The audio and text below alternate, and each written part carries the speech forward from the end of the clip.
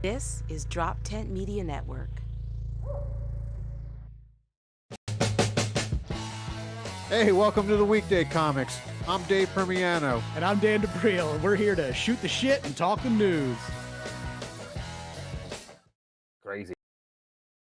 Nothing crazy. That is not the way to describe this next hour.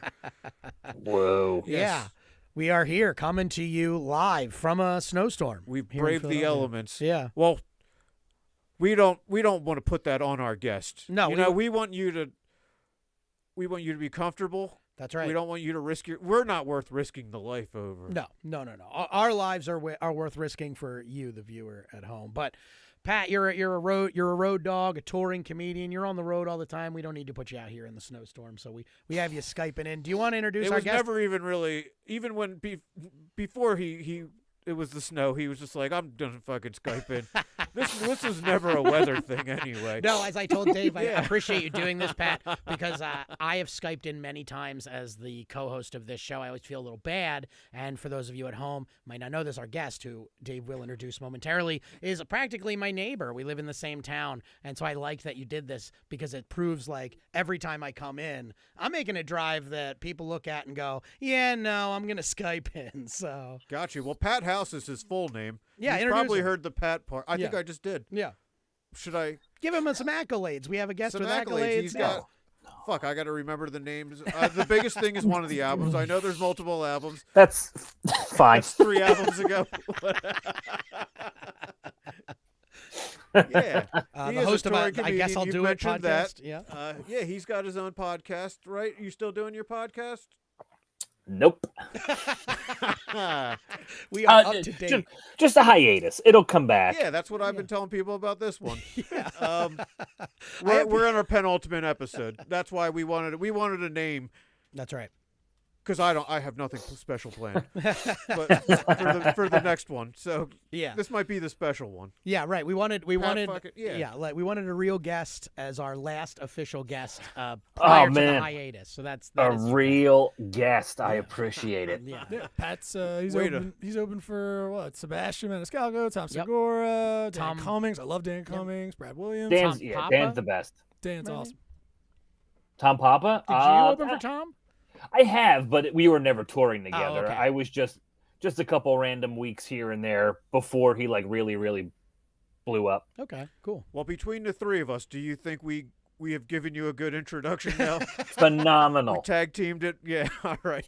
The baton has made its way to Neil, and you have been introduced. That's right. We mentioned the first album and the fact that Dan and I live somewhat near each other. Yes. That's perfect.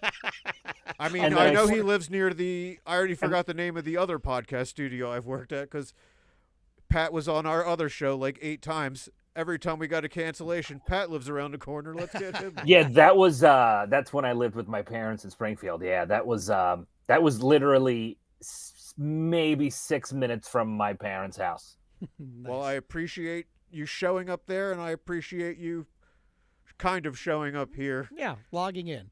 The face is here. Yeah, that's right. That's the moneymaker. That's right. And so is the heart. Now that is important. That's the most important thing. Yes. And we're glad that you are here. We needed a guest with real chops to cover up for the fact that Dave and I have been massively hungover for 2 days. We haven't done any prep for this show. So I don't need prep. That's true. It's true. And we were celebrating. You told me not to talk about it prior to the show so we could talk about it here. I know. I had to bottle up my celebration. Yeah. For the actual show. Cue up the song, Neil. Oh, yeah. I didn't give him a song. Fly, Did he? Eagles. Oh, okay, fly. yeah. Okay, yeah. We did it. We are world champions. Yes. It's a great feeling. You have a good party? You party it up this weekend? Or? I did not. I watched the game. I mean, I watched everything. But as far as partying goes, no, it was pretty laid back and chill on my end. Very celebratory. Yeah. Just no partying involved. But yeah, man, champs. Hell yeah. Fuck yeah. You had what? 14 beers, you said? No, 14 drinks. Oh, 14 drinks. If it was beers, I think I'd have been a lot better off.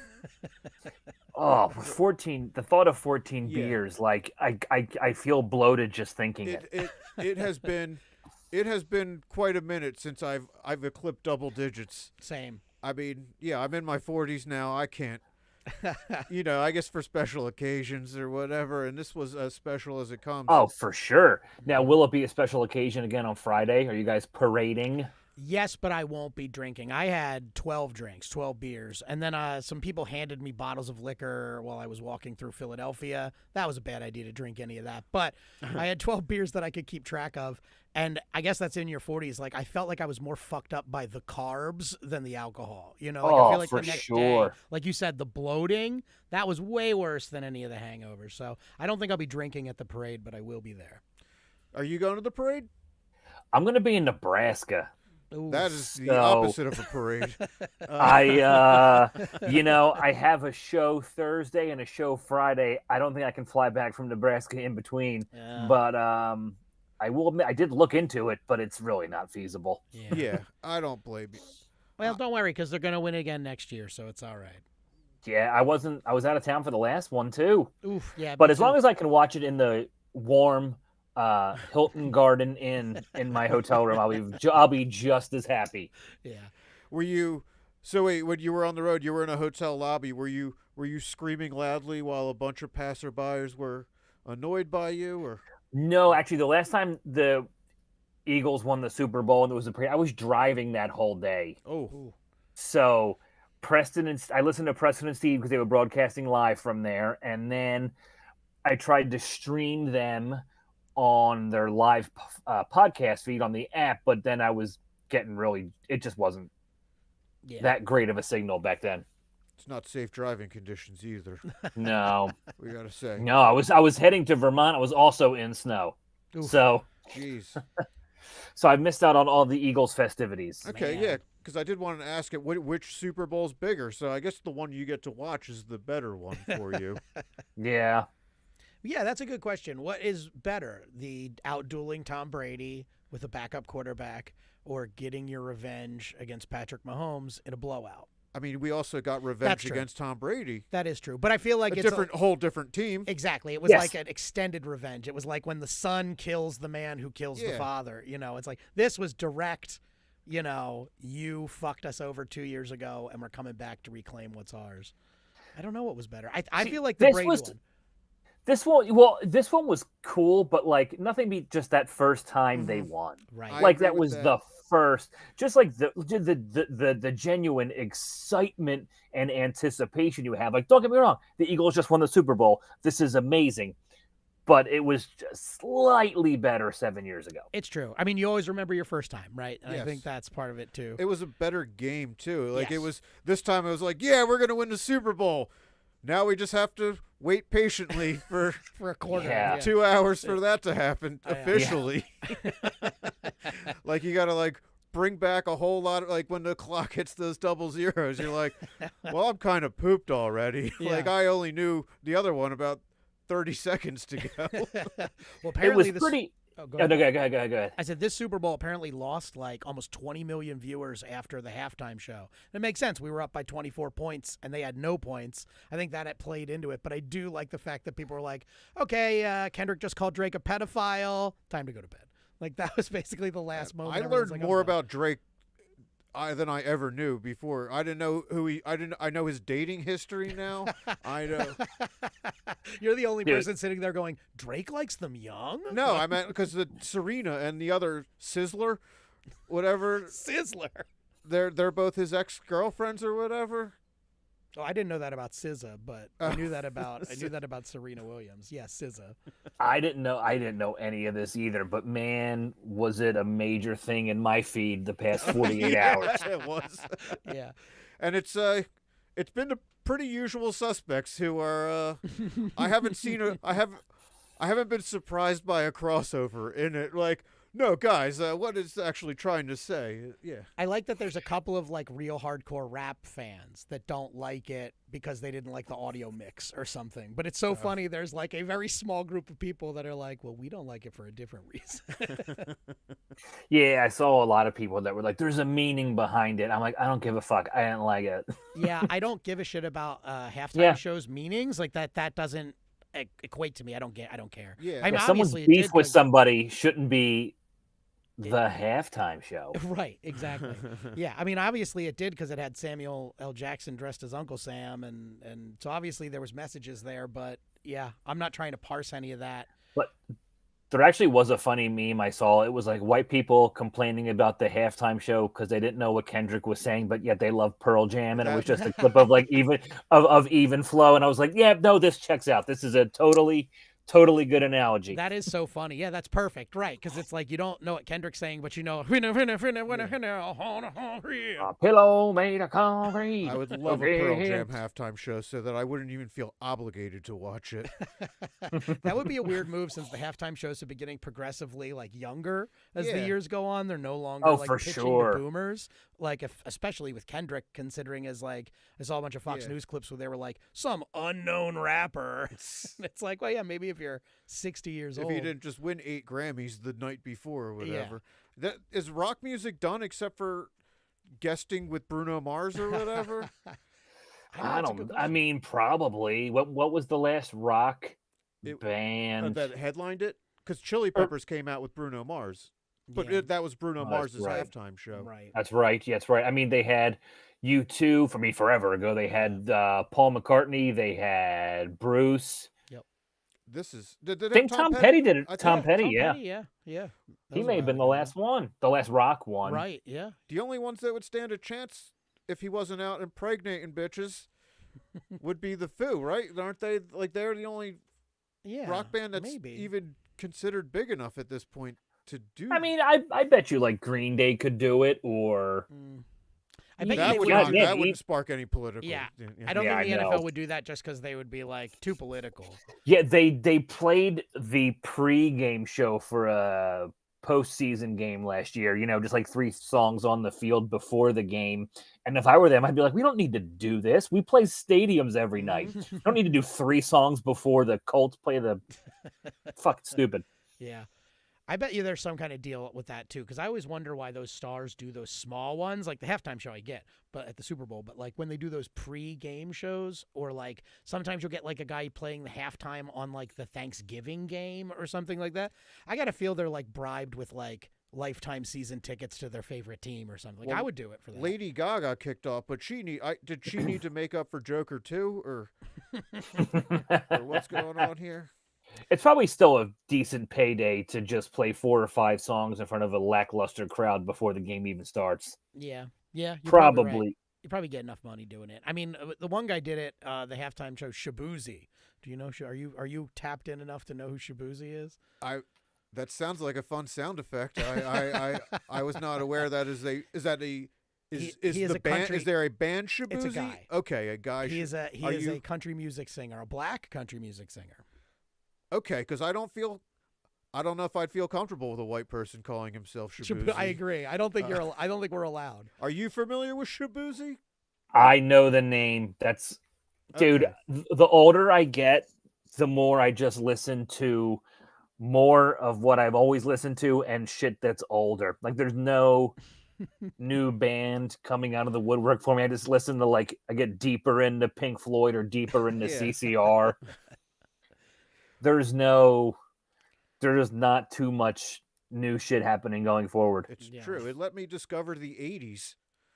Yeah. Because I always thought that shit was corny. Like, oh, no way. Those stupid-ass haircuts, and now I'm just like, fuck yeah, Tears for Fears. Yeah. Oh, dude, that stuff is so good, it is. Man. Tears for Fears fucking rocks, and it took me 2 decades of bad music for me to like, all right, well, we're clearly not getting anything out of this end. Let's try this end. Yeah. And there's still heart. 90s and in the 80s, there was still more, I felt like more heart in music than there is today. Oh, Even yeah. music I like. I just feel like there's just less. It's just much more of a made in a lab sort of like everyone, like the people approaching it now are all generally like very, very well versed in like the foundational aspects of music and how it works. So everything kind of follows the same rules. You don't have these crazy people that just like, we're like, let's just have like hair like this and just do music that we want to do.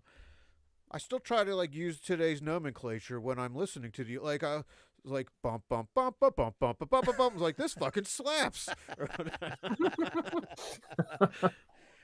Safety dance, yeah. I was just gonna say, was that the safety dance? Yeah. But yeah, it's a men without fucking, hats, which is none of us right now. I had I've used up all my Eagles clothes, and I was too lazy, so I had to I'm wearing a snow hat indoors. I'm getting a little sweaty, but I had to. It's rock below something. freezing outside. That slaps. Yeah, That's fine. It's a good slap. hat. It's A great hat. I've worn this hat 3 episodes in a row, something I've never done. I usually try to not double up on my hats, but it's the only Eagles hat I have right now that isn't horribly sweated through from like being worn at a game. And by I say game worn, I mean I'm sitting there on my ass at a game, sweating because you get I'm nervous. a good sweat from a good chicken wing. Are you guys like big merch buyers? Like, do you have to own something that says Super Bowl 59 champs? No, in fact, I don't. I avoid that at all cost. Too. It's such a complacent article of clothing. Yeah. The only ones I would celebrate are the ones that are impossible to get, which are like if I could find a Chiefs three-peat shirt, I would get that. But you would have to be like Move a to Ugandan kid. Yeah. The only way you're gonna get that is if you have like a connection in like Kenya or something like that. So they've probably already been incinerated. Yeah. I have because I have a Sixers shirt that can only it's a 2008 playoffs first round exit, by the way, but I did go to a game. So yeah, it is like my constant I'm not outwardly wearing. Hey, and they won that game against the Detroit Pistons that were pretty good. Okay. And then they lost the next 4 in a row. So I'm like, hell yeah, we won one game out of a 5-game series. And you can look back on that shirt time. and remember it. Yeah. Oh, man. And that's, now the Sixers are the team I have to look at now that let's check on how that Sixers season's going now that the Eagles one's done. I'm just shutting down until pitchers and catchers report for the Phillies. I'm just gonna. That's in like 3 days. I know, isn't it? Well, it's like a week or two, but yeah, it's not going to be that long. It's. I'm just gonna celebrate and wallow in the Eagles' victory and just do nothing but watch footage and sports takes. I was telling you, Dave, when I came in, I've watched more ESPN and Fox Sports than I watched in years in the past 2 days. I'm watching every episode, of everything. So that's what I'm doing until pitchers and catchers report. You're a big Phillies fan, right, Pat? Yeah. Baseball's my favorite sport, and it is really cool that the Eagles took us all the way to baseball season. Yes. Like, pretty cool. Yes, exactly. You don't have to really skip a beat. You don't have to watch the Sixers, Dave. Yeah. They got Embiid back, and they lost 2 in a row to teams that didn't have their best player. They are just a fucking tire fire. They're a mess. It's bad when you're looking at Jimmy Butler and you're like, man, I wish he came back. He needs to start choking our players. I've never seen a Sixers game in my entire life. Oh, wow. Like, all right, I know you mean in person, but you're talking on TV too? Both. Oh, both. Wow. So, okay, well, they haven't been to the finals since 2000. Like, if they can't get past the second fucking round, if they could get past the second round, if they could make it to the finals, are you giving it a peek? I mean, I'll glance my head at the TV if I'm in the same room as it, but I'm not going out of my way. Basketball just never grabbed me, like in any way, shape, or form. I'm the same way about baseball. I did not watch any World Series shit, but it's your show tonight. Oh, no, guys. It's your episode. No. Well, there's no way I would ask you to do a bit here on a podcast, but you happen to have one of my favorite Phillies-related jokes, which is your encounter with a Philly Phanatic when he was a total dickhead to you.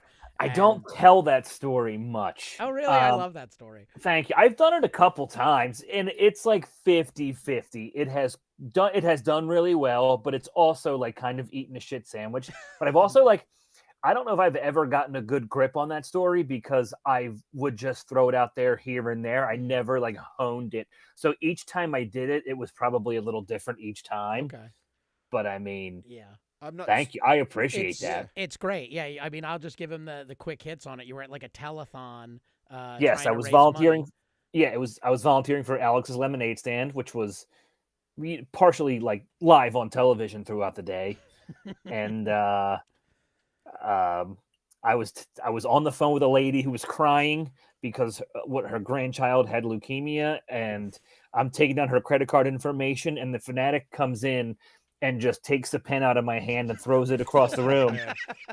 And then he takes my stack of papers, which have other people's credit card information on it, and then just throws it in the air like confetti.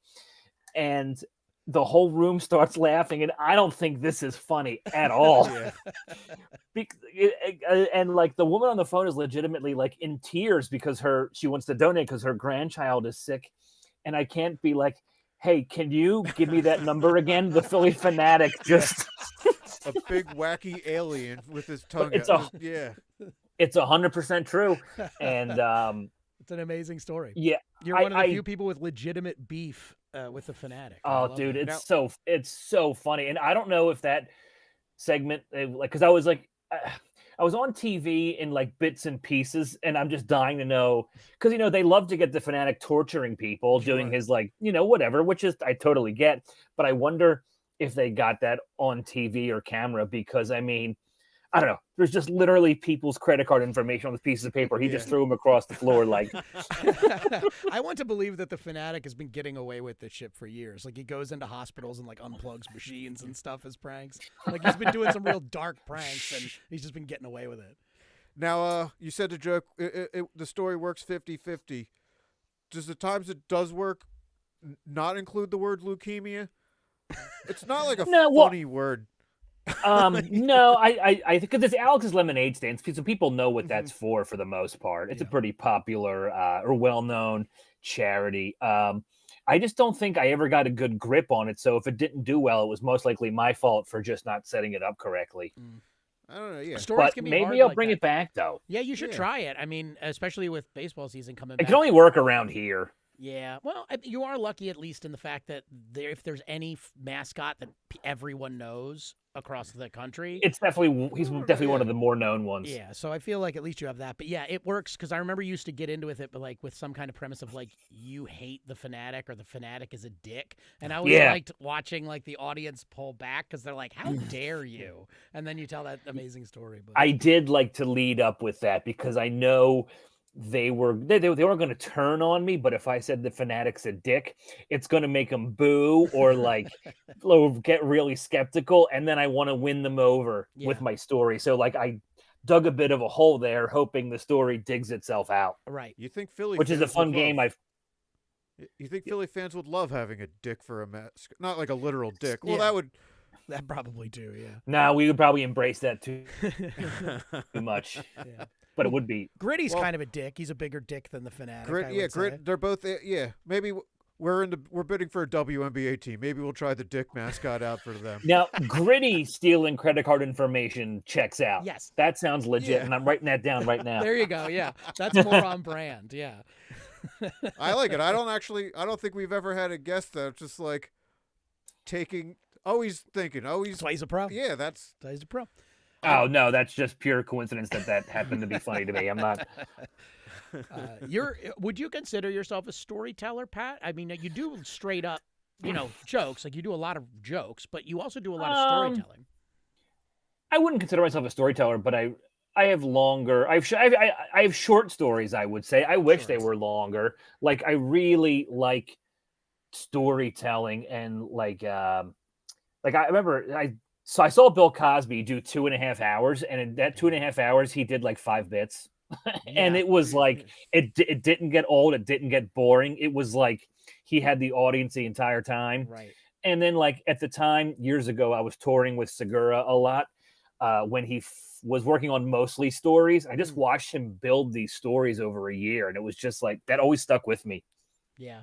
That's because you're taking the audience for a ride, and you have to be cool with like, silence and set up where you're not going to be funny for 30 seconds, but it's going to pay off. So you have to be comfortable with not making them laugh. Yeah, Dave's working on a thing where he doesn't make them laugh for 15 minutes. It's a cool set. Killing it. After I walk off stage, I was like, I made you not do that. You played right into my hands. Yeah. But I would pieces of shit. Maybe one day I'll be a storyteller, though. Yeah. I was gonna say you do a good job of like I said, it's. I wanted to ask you that because you do these jokes that are like you said, they are short stories. You're telling a whole narrative in your joke, which is very hard to do. I feel for myself. I know some people are more talented with that, but I know you to be a straight up club comic. But it is cool how you like. I don't know. I always like watching different comics to talk about baseball again. It's like a pitcher with different pitches in their toolbox. Sorry. You know what I mean? Yeah. And I just like to see, like, it's fun watching comics do different types of pitches, I guess. The other thing is, like, it is fun. I get the privilege, since we live in the same area. We go to a lot of the same mics to work on stuff. And it's fun. I've watched you, like, with that Phanatic bit and other things. It is fun when a comic is doing, like, a larger bit. That might take up like their whole 5 minutes that they're working on, and it's fun to watch that grow and develop. And I've got to see that for a couple of your jokes, and that's always really fun. Oh, cool, man! I appreciate that. Yeah, I really want to work on more storytelling. I think it's really cool, especially when you just hold the crowd with something and they're along for the ride. Mm-hmm. Yeah. Well, I noticed a lot of your stories are about human stupidity. Yeah. Like, are you my own? Do you consider yourself a lightning rod? Because like it sounds like so many people say so much stupid shit to you. Are you like a lightning rod for stupidity, or are we just not listening and everybody has access? If we just open our ears a little bit, we would all hear that stupidity. Maybe I'm just like hyper aware. I don't know, but I feel like I write something down every single day that somebody said that like stood out to me. Now, obviously some stuff is dumber than others, but I mean, I feel like I constantly hear something where I'm just like, what? Yeah. And then you have to like stop your day to process what you just heard. Yeah, you do have a lot of great jokes that have that as sort of like it's like a man dealing with the stupidity of the world. You know, you do make fun of yourself, of course, but like a lot of your jokes are really funny. You have this way to like, you overheard someone saying something and then you like dig in on it like completely, and you like mine it out so well that I think like people are sitting there and they're like, yeah, I might not have heard someone say the exact same thing you did, but I feel like I've heard someone say a similar stupid fucking thing to me before. So like I'm very much on the ride with you. No matter what, you're like, this fucking person said this thing. It's like, I just love it. And that's what's cool Thank about you, man. I appreciate that. Yeah. It's a cool thing about comedy, because like I do have, there are stupid stuff that I hear, but like, and then I have my head response, but I try to be a decent human being. Right. So I don't. Oh, we all have the head response. So the stage is a great place to get that out. It's the same thing like writing a script. It's just, my scripts don't have plots. They just have me reliving moments where I'm not such a pussy in real life or whatever. Like, all right, I guess this needs to go somewhere, but like it's therapeutic for me to write it down. Yeah. Yeah, you can kind of have that thing like the shower thought when you're winning all the arguments and stuff. I can just go on stage and then win the argument again later. Oh man. Yeah. I have pwned so many people alone in my shower. I'm undefeated in the shower. Yeah, I've never lost an argument or a fight. Oh man. Fake fights are real, man. It's true. Yeah. Except the person I'm defeating probably forgot I exist. Yeah, that's usually Dude, that's the thing. I have most of mine in the car, and then it's like I have like back sweat, and I can feel my neck turn red, but like they have no idea that what they did even bothered me. Yeah. Oh yeah. Yeah. Oh. But I am like homicidal in my thoughts. So easy to get lost. Yeah. Last time I had like, I guess like I said something, like, that's why I don't like crowd work or anything. Like everyone has to know what to deal with a heckler or whatever. Yeah, that's just okay. You saying human nature's shitty, deal with it. But like, so I'm always okay. I'm always okay you're good with hecklers. Yeah, I'm good. Yeah. I'm okay with what I say, but then in the car, I think of something 100 times better, and then I realize I've driven 20 miles past my exit. Yeah, I'll do the same thing where I'll be like, I'll dissect the thing I said. I'll come up with the perfect thing I should have said, and then I realize I've driven 45 minutes and haven't had a song playing the entire time. I'm like, oh, it's just been me reliving. Oh, yeah, for real. I have done that too, man, where you a whole entire car ride home without even music, and you don't even realize till you're almost home. You're like, oh, I gotta turn this off. Oh, it was never on. Right, Yeah. because I've been having such a fantasy world in my head, and then I have to wonder. I'm like, how much was I living in my head, and how much was I actually watching the road? Like, how much was I still standing on stage that whole time? Well, I said something that was super clever, but I didn't mean to, and I drove home just thinking about. Like, I don't remember. Okay, it was like a Tay show. We had Tay on. And someone like, I don't even remember what I said, because I never do jokes that like start off like, I identify as this. But for some reason, I don't remember why the guy in the crowd yelled, I thought you identify as a kid. Which I don't understand where that came from. And I was I got to think of something to say for that. And I just thought of the dumbest logic. I'm like, people that identify as things are gay. I'll just add the kid to. I was like, I guess I'm LGBTK. And then like it didn't even occur like, I just made it sound like I'm a serial killer. But I just yeah, I just said a thing, and it just happened to be those 3 letters in a row. And then That's really funny though. Yeah. So I just drove home to like at the time I had 2 different I was like, oh wow, they're laughing, and I don't know why they're laughing. What I just said was incredibly stupid, but I just said BTK, and I really got to build on that. And then I couldn't think of anything, so I just let that hang. And then I realized on the ride home that's what they were laughing at anyway. Right. Whatever. Yeah. But that's what. I drove 20 miles past my house. That's so thinking, funny. what are the odds? Because of Dennis Rader. Yeah. Yeah. And I looked Good it pull. up. 1 in 17,000. That is the odds that you like at any 3 combination of letters. Oh, right. Yeah. Just grab bag, pulling them. Yeah. That's okay. Yeah. I'll do that with hecklers. Like I'll do a thing where I'll get a heckler really good. I'll be really quick and witty. And then the whole ride home, I'm sitting on like going, okay, now how can I make that a part of the joke? Mm-hmm. And then it's like, oh, right, I just have to find somebody that'll say the same stupid fucking thing. Yeah. Like lightning isn't going to strike twice. Exactly. Which is it's always the fucking hard thing about crowd work, because I never feel better than when I have like a great interaction and I've really got like off the dome.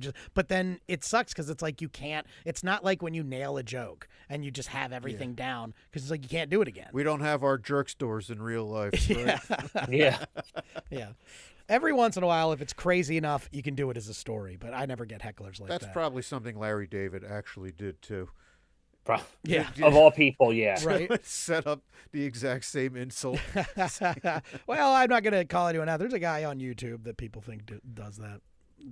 Comedian destroys heckler, and then people suggest that those hecklers are planted. I don't think so, but I'm not going to. Jamie Kennedy? No, Steve Hofstetter. Steve Hofstetter. Steve was my first guest, but then Jamie Kennedy had that documentary called Heckler. Oh, that's right. But yeah. I don't think that Steve. I don't believe that Steve was my first guest. Yeah, I don't actually believe that Steve. I don't know him or anything, but I don't believe that he does that. It just seems like I don't know. At this point, you get 1 or 2 of them, and then I think that's his.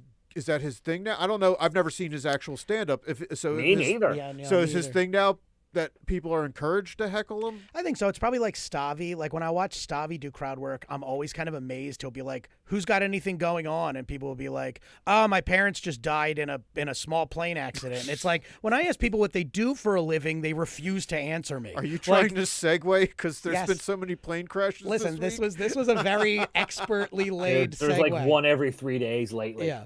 But I just feel like with that, it's just like I think you train your audience at a certain point. So I bet you that Steve Hofstetter has people that are like, oh, I'm going to heckle him and he's going to destroy me, and that's what I want.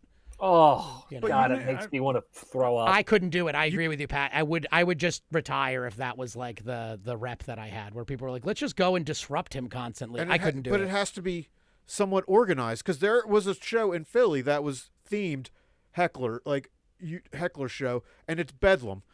You just can't get anything out. Yeah. It's really next one, get it out. Yeah. I was at one heckler show in New York, and it was a small room, and it was full of mostly comics. And that was the only time I was ever at one where it was fun, because the audience actually had like timing. Like people knew not to shout over each other or the comic, and it was good. The only heckler show I ever did was in New York, and the hecklers were comics also. But that was very early in my career, and that was Yeah. Me and Rainey were on that show together. Okay. Oh, right on. Rainey, a former guest of the show. Yeah. And the hecklers were Artie Lang, Judy Gold, and Bob Levy. Oh, God. Yeah. That's a firing squad right there. That's Yeah. tough. Yeah. But it was like 30-second rounds, so like you weren't. It was over when it started. You know what I mean? Yeah, I think like for that to work, you need to like treat it like an episode of Maury, where like the MC goes around. All right, let's hear from this guy now. Like, you can't just have everybody fucking yelling. Yeah. But you said it was shit. And you're like, you're not the comedian. Yeah. But yeah, yours is limited to 3 people who probably know each other pretty well. I know at least Bob Levy and Artie were both Howard Stern adjacent. Yeah. Oh yeah. Well, it was for Howard 101, so it was all through them. So yeah, and Judy too. She's probably been doing stand up alongside Artie and Bob for decades because she's been in it a million years too. Yeah. That's cool. Yeah. Pretty good name drop. Yeah. Wow.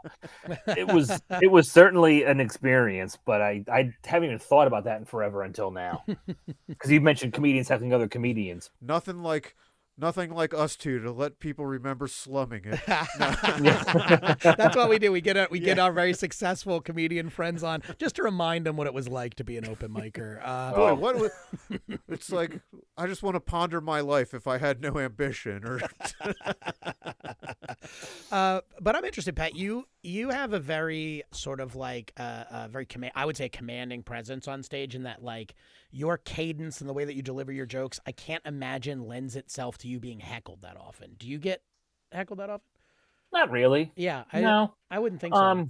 I don't think, I mean, even from the shows that I've like attended, I really don't feel like heckling happens that often. I feel like if anything, it's just somebody in the crowd talking loudly or thinking they're participating, but like, no like blatant somebody yelling out and disrupting the show. Yeah, that's actually one of my biggest pet peeves in comedy, especially if you haven't gone up yet. When a comic is on, it's usually a young comic, and there's somebody who's just like an exuberant drunk, like they're only heckling because they're like really into the show, and the person goes like, "I don't come down to your job and slap the dick out of your mouth, bitch." Yeah, that's the oldest comeback in the world. And I only just use it because I feel like that reaction to like immediately go for the jugular on people is also like a really like bad thing to do in comedy, because they'll just go right after them, and then it'll be like the whole audience will be like, whoa, that person was just enjoying the show, like what the fuck, and even though they were technically heckling, I don't know, that's always been like one of my biggest pet peeves.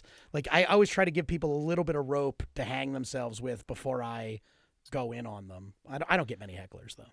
You want to hear a good heckler story from when I first started? Oh yeah, of course. I haven't told this one. Oh my God, I haven't told this story in forever. So it was at Bar Noir, which was like 18th and Sansom. Danny Ozark ran a late night Monday open mic. And I want to just preface this by saying I had been doing stand-up less than a year or about a year. I am brand new. I'm a baby. I don't think I have 7 good minutes to my name. I am nothing. I am a shitty brand new open micer. So there's this guy that's kind of disrupting the show all night, the open mic rather. And couldn't tell you the joke anymore, but I had a joke about like missing kids that were kidnapped. And with leukemia. Yes. And this guy yells like, "Hey man, don't do this joke." And I'm like, "What the fuck?" I'm like, "Well, what do you mean?" We had it back and forth. And he goes, "When I was a kid, my brother was kidnapped and we haven't seen him since." And I just go, "The longer you disrupt the mic, the longer your brother stays in my trunk." Oh. And it's good. Dude, I was 19. I was 19 years old. He threw his drink against the wall and stormed out. And the crowd is horrified. And I just go, "Well, I guess he's going to go look for him."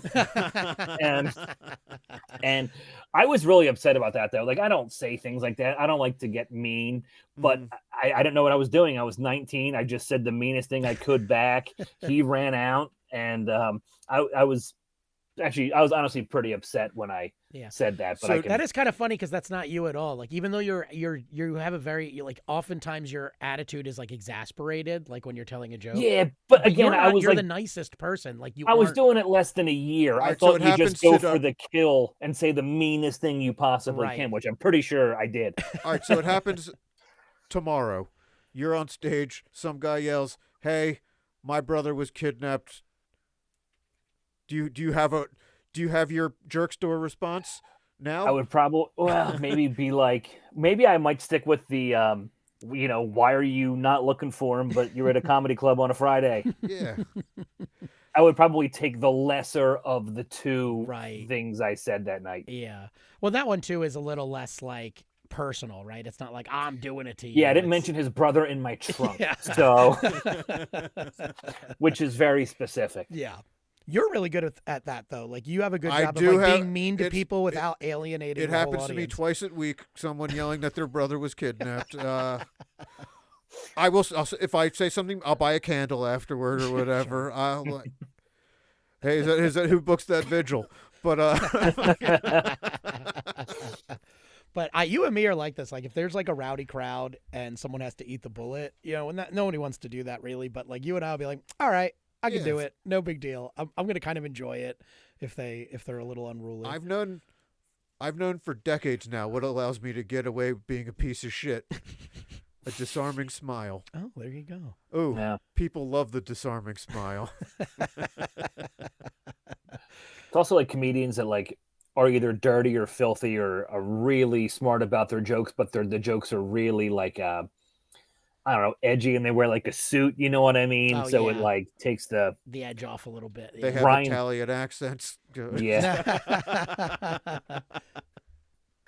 free breadsticks on the table. Yeah. That's what you're getting to, right? Yeah. Yeah. Oh man. Good. So Oh, Neil. yeah, I was gonna say Neil's gesturing like time to get to that segue, and you're right, Neil. We about 15 minutes ago I mentioned planes. Yeah. That's a pretty. We're not just an interview show. We got our pulse. We got our finger on the pulse of the world. Like I said, absolutely no prep. Dave and I were both solely focused all week on the Eagles game, and now we haven't been able to think about anything else. But apparently, That and purging all the evil from my body. So I could. but there were planes crashing. Dave, you know more about this than me. What happened? No, there's just like 3 more. Like we had 2 to report on last week, right? Yeah. And then 2 private jets crashed into each other. Oh, that's right. Yeah. Vince Neil's plane just Vince went down. Neil. Neil's plane. Yeah. He wasn't on it. I do have a news joke about that, but Then we have a joke off coming up. oh shit. But he wasn't on. Okay, so because everybody died on the Vince Neil plane, because he can't still own Cars. anything. Yeah. Because 80s rockers, I don't like when I was looking for my very first apartment, like the real estate, and it was the fucking guitarist from Cinderella that showed us around from the place.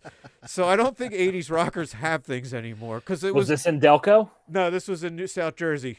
We were looking for apartments in our price range, 2 22-year-old servers. And we saw a bunch of records on the wall. It was fucking, I don't know who it, because I don't actually know Cinderella. I took guitar lessons from somebody who was in Cinderella. That's why I said it. Wow. Barry Yeah. Benedetta. He was in the band for 1 album. That's crazy. My friend took drum lessons from a guy that fucked around with Black Sabbath for a while. So 80s Okay. rock, maybe you can buy a private jet in the 80s, but 80s rockers are not still private jet people. So No. So they said it had to be Vince Neil's former private jet, I'm guessing. Maybe. I know that when you get a private jet, you can subsidize the cost by like renting it out to people. Like, so maybe he just owns it and uses it as I like. think his girlfriend was on it. Oh shit! Really? Wasn't she? I think she was injured. Oh wow! Just injured. No, I don't think anyone was injured in this one. Oh, in the Vince Neil one? Oh, I thought I saw something that said she was. Maybe I read the wrong thing. Dave and I only read the headlines, so Yeah. we wouldn't know. Yeah, that's crazy. But yeah, they Seems are. like there is one dead. One dead. Mm-hmm. No, there was another crash that only had 1 dead. I thought I'm looking. Neil- I'm looking at one dead after Vince Neil's plane Oh. crashes into another jet in Scottsdale, Arizona. There was another person on the plane, but they were able to kickstart their heart. So Oh, I don't man. know enough Motley Crue songs to know if that's a good reference. it or is a not. good reference. They It's do very good. girls, I'm kind girls, of stepping on my girls. joke later. But Yeah. Wait, they do girl. Is that that's their biggest song, right? Girls, girls, girls. What, Kickstart My Heart, Smoking in the Boys' Room, which Smoking is in a the cover. Boys' Room. But They're not they, smoking in the boys' room too, are they? I thought not that was originally, but okay. They redid it. They did home. I'm on my way. Yeah. Home, No, that's home. That's Motley Crue. I thought that was Bret Michaels. They all fucking Yeah, but I can see why you would make that mistake. Dude, Dr. Feelgood, Shout at the Devil. Yep. Wait, who's the Mr. Oh no, Mr. That's fucking Van Halen. They actually kind of lasted, right? No, For a little while. I think they kind of fell apart in the 2010s, maybe. like GNR and Van Halen, they were like, were they the exceptional? Like, are they the ones that like lived past the decade, and then heroin brought the real musicians in? It's weird. They didn't do. Not many bands are doing what like the '70s bands did, which is last all the way until they were grandfathers. Like those '90s bands, like you said, GNR and Van Halen. Like they're not doing the Rolling Stones thing where it's like they're all geriatrics who are playing another tour. And the '90s guys all killed themselves. Yeah. Yeah. But at least they lived they it. They did. lived what they sang. I you mean, know? yeah, I'd hate at this point. Like, I kind of hate to see what they would have turned into. Oh yeah, absolutely. It would be interesting to see, and probably sad to see, like Kurt Cobain. You know, would probably have been. It probably would have been him doing shit with Martha Stewart rather than Snoop Dogg. I mean, watching Snoop Dogg. I mean, I know now we just think of him as the guy he is now, but it is pretty crazy to think that, you know, murder is the case that they gave me. The guy stood trial for murder and beat it. And yeah, he probably did it. And now he just is like Now every white boomer's favorite rapper. It's mind-boggling to me when you like take a step back and think about it. And him and Tom Brady are fighting anti-Semitism, them against the world. Yeah. Oh, we didn't talk. Yeah, was there a standout commercial? Yeah, unfortunately, that fucking seal commercial, that was terrifying. Do you remember that? Yeah, that seal was on a weird. seal. That was just Mountain so Dew. strange. Yeah. That was okay. Was that who did the hats? The heads for hats. Oh, that was weird too. I don't know if I caught that the one. meat hats. Everyone had like their head had a hat on it, but it was flesh. So it was like a hat. Their head had a shape of a hat on it, but it was head skin. See, I was very remember. weird. I don't remember what anybody sold. Like, I'm surprised you remember that. You were watching. See, I was trying to get to the spread during the commercial, so I didn't really get to watch it. And all of the fucking kids.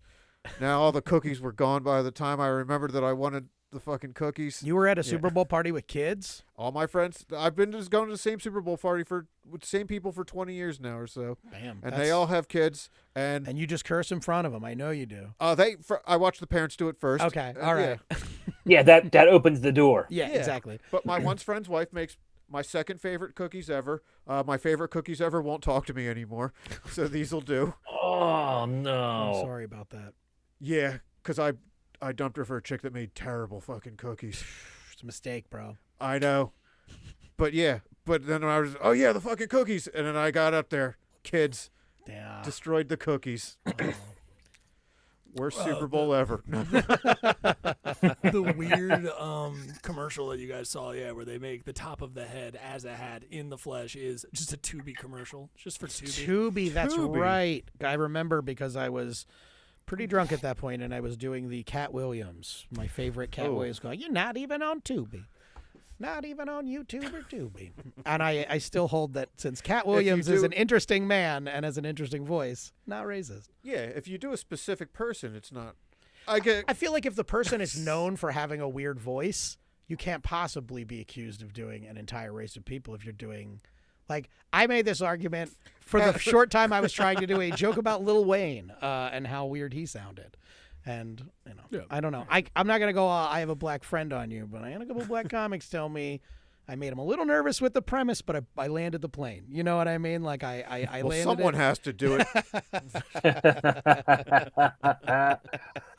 See, that's a reverse segue. There you go. I know we're about to go into the news here, but I feel like we should do plugs so that everyone watching knows where we should be after this and do some pluggy plugs. Yeah, Is that sure. okay? Absolutely. Yeah, Pat, you want to hang out for the news jokes? Yeah. All right, cool. But yeah. Well then, okay, that sounds good. This really always throws us off, or it threw us off the last time we did it, but we'll try to do it this time. No, it's okay. I like this. It's keeping things fresh. We have one more episode to go, and we're still trying to make things better for our audience. And everyone listening. Yeah. That's right. Pat, you've got a lot going on, I am sure. Where can our audience catch you, either online or wherever they may be at in the country? We do have people from all over that watch us. So. Online is Instagram is at Bohemian Patsody, Bohemian PATSODY. But I mean, if people are around, I am in Omaha, Nebraska this weekend, Harrisburg, Pennsylvania next weekend, and then Delco the week after that. Oh wow, that's a slice of life right there. Those three. I mean, three just locations. Making the rounds, making my way downtown. And if you're listening or watching us on YouTube, just drop into the comments, the details, the description, everything there, and Pat's website and all the social medias are there too. Cool. Very cool. Dave, what do you have coming up? Let's see. Since we're not going to be here, let's see. The Thursday, the 20th, our good friend Holly, who's always in our, she's she's been running a thing at the Union Firehouse. I was supposed to be at the last one, and I got my Thursdays mixed up. Got the random "Are you okay?" text, and I was like, "Fuck, what did people hear about me?" It just turned out I just missed it. So the 20th, I will definitely be there this time, and then. See, usually I try to position myself as the person that they try to book once you've scorned them. So Holly, if you want someone who'll show up to his show, you picked the wrong member of the Weekday Comics. The 28th, Honeybrook, a Fenris show. Oh, that's always fun. Yeah, I love those. He felt like he had to make. I was. The last one didn't have a big turnout. Pat was actually there just hanging out. That's cool. And he gave me a makeup, even though I had fun with what limited crowd was provided. And speaking of people, Dolan was on before me, and a lady just walked in. What is this going? In the middle of the show. I think I could get up there too. Like, oh jeez. Yeah. Oh man, yeah. He got railroaded on that, dude. Like, she came in. I mean, she was whacked. She was on something, but that was a place just that didn't serve alcohol. Yeah, well, she didn't need any, so. Oh, that's fun. I'm not doing anything. You know that. We all know this. Yeah. But I do have on March 14th and 15th, I will be in Wilkes-Barre. I'll be hosting at Wisecrackers for Anthony DeVito and Tito Garza. Very, very funny comics. So if you're up in the Wilkes-Barre area, come to the Mohegan Sun Casino and come and see me. I think I'm supposed to do a Boots on the Moon. Tay, Brandon Brooks, Mike Stanley. Combs, you mean? Did I say Brooks? He's an Eagle or an old Eagle. Brandon Combs. Who are very funny comics, all former guests. But I don't remember when I agreed to be on that show. So it's either this month or next month. You can look that up, and then tell me when you figure it out. Yeah. What's out with these bookings, guys? Please. You can just check me out. Sorry, and then check out everyone's social medias. Obviously they're on the screen, but check out the social media and everything there. And you can check me out this week at Soul Joel's, Saturday the 15th. Who are you opening for? The Weekday Comics boys. We got a little podcast live show going. The Weekday Comics boys. Seriously, Dad, probably, right? I'm sorry, like a father. Yeah. Like a father. I got my. I kids. know Joel is banging down our doors to get us to do a live podcast. I don't think Joel's calling the Weekday Comics. You're correct. Like a father, I got my kids messed up. Seriously, Dad, I'll be with Jay Yoder and Albert Davis for the live podcast. Little Valentine's Day, post Valentine's Day fun. So you can check me out there and everywhere at I Am Neil Wood. Thanks, guys. Tight. Okay. Let's do the news. Yeah, let's do it. Time for the news.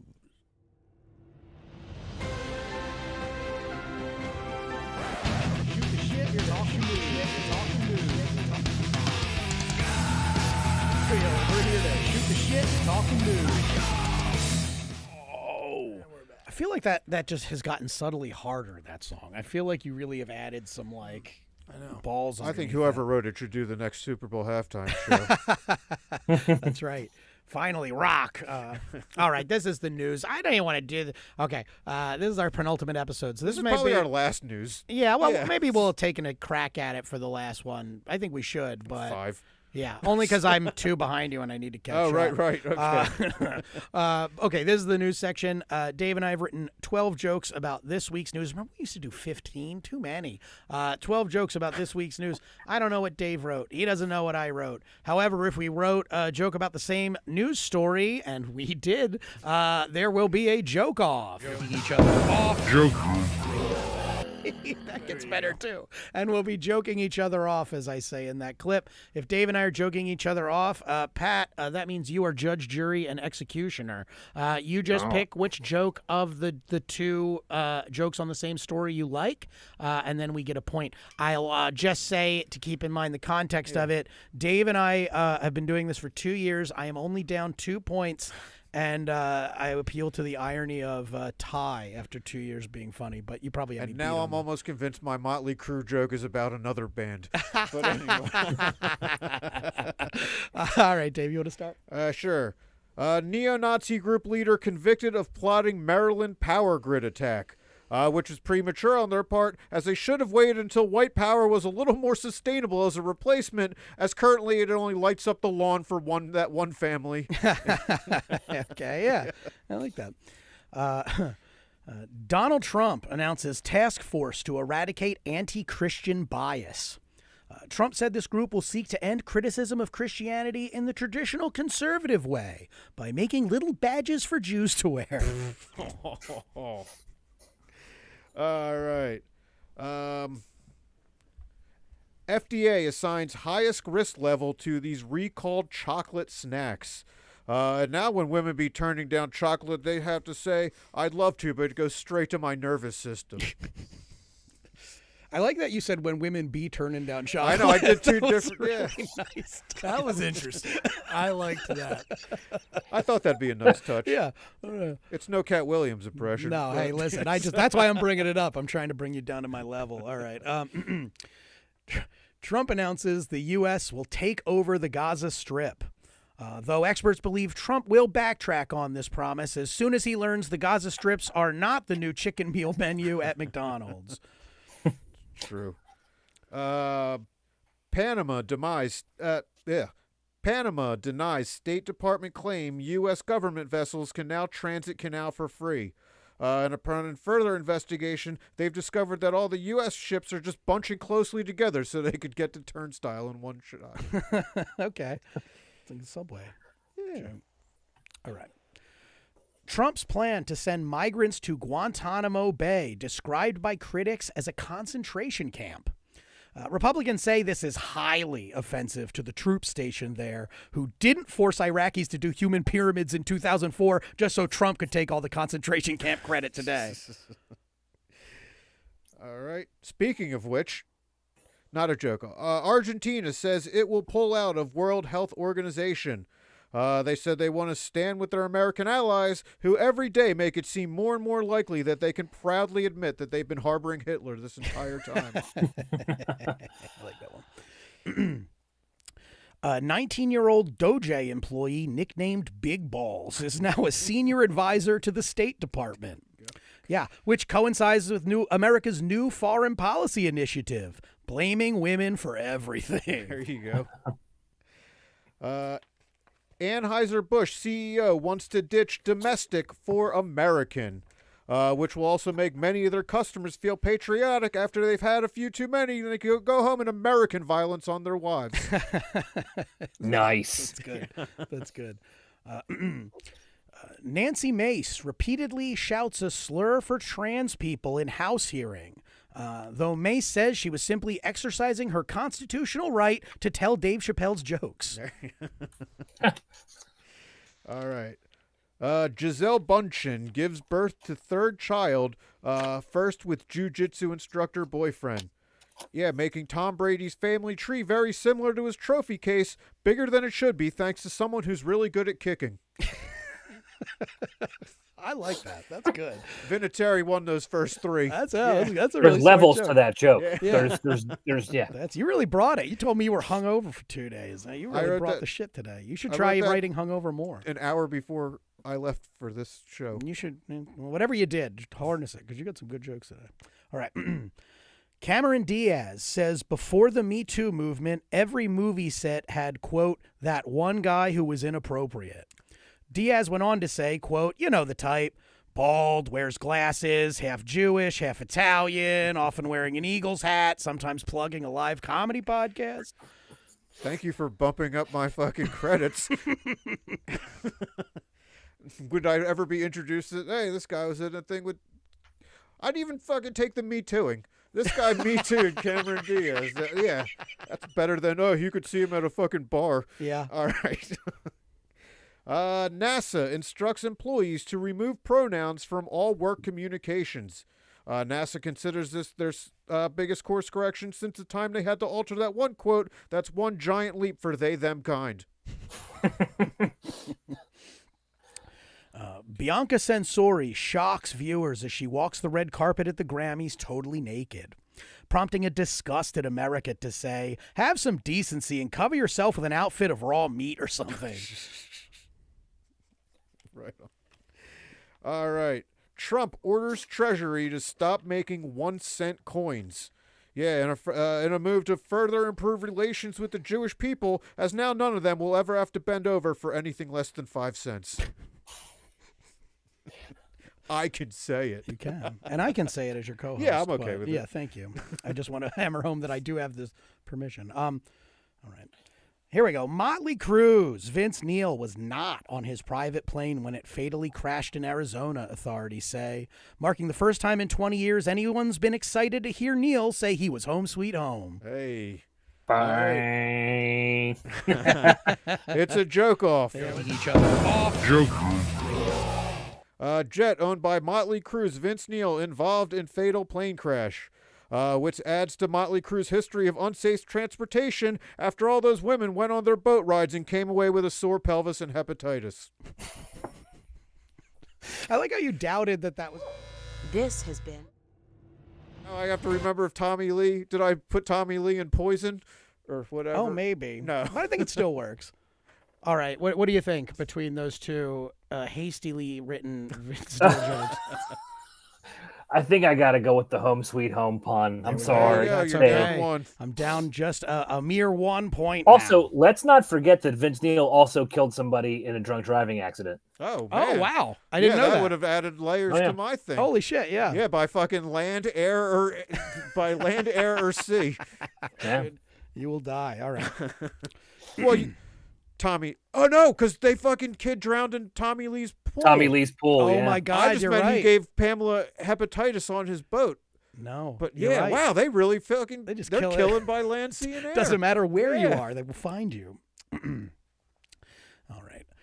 Kanye West buys Super Bowl commercial to advertise a website selling a swastika t-shirt. Shocking fans who now question the brilliance of the artist who gave us Scoopity Poop, Scoopity Whoop, Scoopity Whoopity Poop. I guess we got another joke off. Whoa. Yeah. Joking each other off. Joke. I kind of wanted to space this away from my other one, but okay. I'm Well, forcing yeah. you into errors here. Kanye West is selling $20 T-shirts with swastikas, which is really troubling to some communities, seeing as his plain white T-shirts cost over $100. It's really hard to walk away from a bargain. All right, Judge, here you go. Another Sophie's choice of jokes. You here. guys are even. I'm going to go with Dave on that All one. right, there we go. That's fair. Where's my on this page? Celebrating 85 years, the iconic cartoon duo of Tom and Jerry has withstood the test of time. How did they survive? Well, easy. The cat and mouse cartoon left little room for 1950s animators to introduce a black or Asian character. Talk about, they had that cat that played with the chopsticks on the piano, Shit, you're right. and that had very prominent features Yes, on his he did. He face, had very too. like The long, Siamese droopy cat. whiskers. Yeah, you're right. Oh, Fuck, that- damn, I forgot about So him. racist. Yeah. Kendrick Lamar's jeans briefly stole the spotlight of the Super Bowl halftime show, which was shocking that in a show dedicated to Drake, it was a different type of bottom that got noticed. That's good. Ariana Grande says studios should offer weekly therapy to young music stars, not because of the demands of the business, but to build their self-esteem high enough to never fuck Pete Davidson. All right, last one for me. New Mexico lawmakers consider a bill to make it harder to remove library books. Although it's expected that book banning will go back to flourishing when the state goes by its new patriotic name, New America. I don't know if I'm saying this right. Is it Isla Fisher or Isla Fisher? I want to say Isla. I think it's Isla, maybe. All right. Isla Fisher calls Split from Sacha Baron Cohen, quote, the most difficult thing that I've ever been through. Noting how hard it is to now be called my ex-wife. You fucker. You know I like to end my jokes on the corniest one I can think of. Yeah. Well, that's it. That's it. That's the news. And we're not doing plugs because we already did them, well. which always feels real weird. Pat, you're awesome. Thank you so much for thank you guys for having me, man. It was a lot of fun. making time. This was a lot of fun. This might have been, in my mind, the fastest episode we've had. This is a good one. If we crash our cars on the way home, this is a good one to go out This on. Right. If we die on the road, then yes. In that case, this will be our last episode, but probably not. Although, as we prep for what we're calling a grand finale, but probably won't be as grand as we imagine, we are going to take a week off. Yeah? Yeah. Are we doing that? Yes, we'll be here 2 weeks. And I can't plan anything special. I've made it to one anniversary in my lifetime. And yeah, and she made the good cookies, right? No. Oh. No, I'm not going to talk. I'm not going to. I don't want to get their you. lives. I don't want to They get you. have way more on me than I have on them. So they're all great people. So yeah, to our fans, we will be back in 2 weeks with our final episode before the hiatus. Yes. And slight but indeterminate hiatus.